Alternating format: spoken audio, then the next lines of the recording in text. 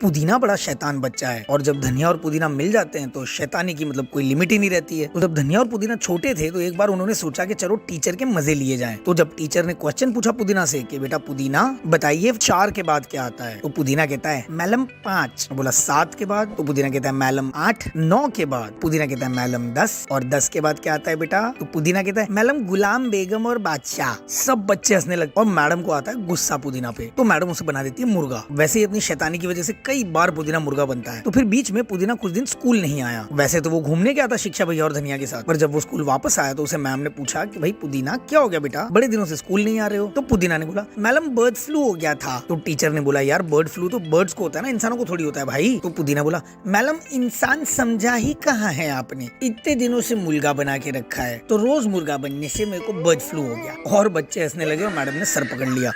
Airport पर खड़े हुए प्लेन में सारे पैसेंजर्स अपनी अपनी सीट पर बैठ चुके थे। बस पायलट्स के ही आने का वेट किया जा रहा था। थोड़ी देर में 2 पायलट्स प्लेन में आए और उन दोनों को ही देखकर सारे पैसेंजर्स एकदम से चौंक गए, क्योंकि उन दोनों पायलट्स ने ही काले रंग का चश्मा लगा रखा था। तो पैसेंजर्स को एक बार को लगा कि दोनों पायलट्स कहीं अंधे तो नहीं है। लेकिन जब दोनों पायलट्स ने ही पैसेंजर्स की तरफ देखकर मुस्कुराया तब कहीं जाकर पैसेंजर्स की जान में जान आई। इसके बाद दोनों ही पायलट्स कॉकपिट में जाकर अपनी अपनी सीट पर बैठ गए। इसके बाद उन्होंने प्लेन को स्टार्ट किया और प्लेन ने रनवे पर दौड़ना शुरू कर दिया। जब रनवे पर दौड़ते दौड़ते काफी देर हो गई और प्लेन नहीं उड़ा तो लोगों में थोड़ी बेचैनी हो गई और वो खिड़की के बाहर देखने लगे। जैसे ही उन्होंने खिड़की के बाहर देखा तो डर के मारे सबकी चीख निकल गई, क्योंकि थोड़ी ही देर में रनवे खत्म होने वाला था और आगे बहुत गहरी खाई थी। लेकिन तभी पायलट ने लीवर खींचा और प्लेन हवा में उड़ने लगा। प्लेन के हवा में उड़ते ही बगल वाला पायलट बोला कि सर अगर किसी दिन लोगों ने चीखने में देर कर दी तो क्या होगा। तो दूसरा पायलट बोला कि धीमे बोल, नहीं तो लोगों को पता चल जाएगा कि हम अंधे हैं।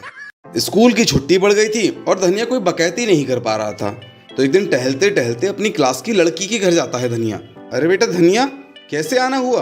बस अंकल जी, कई दिनों से कुछ करने को था नहीं तो सोचा आपकी बेटी से मिल ही आता हूँ। ये तो बेटा बहुत अच्छा किया तुमने, आओ अंदर आओ। तो धनिया, गर्मी की छुट्टी में क्या नया सीख रहे हो?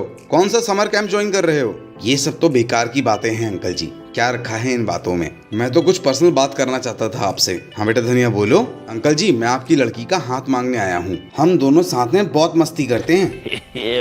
ओए माँ। देखो बेटा धनिया, सुन के तुम्हें बुरा लगेगा पर मैं नहीं चाहता मेरी बेटी जिंदगी भर किसी बेवकूफ आदमी के साथ रहे। हाँ तो अंकल जी, मैं भी तो यही कह रहा हूँ, इसीलिए तो आया हूँ आपकी लड़की का हाथ मांगने। जिंदगी भर आपके साथ कैसे रहेगी? धनिया को समझ नहीं आया कि अंकल जी ने कई किलोमीटर तक चप्पल लेके क्यों दौड़ाया धनिया को।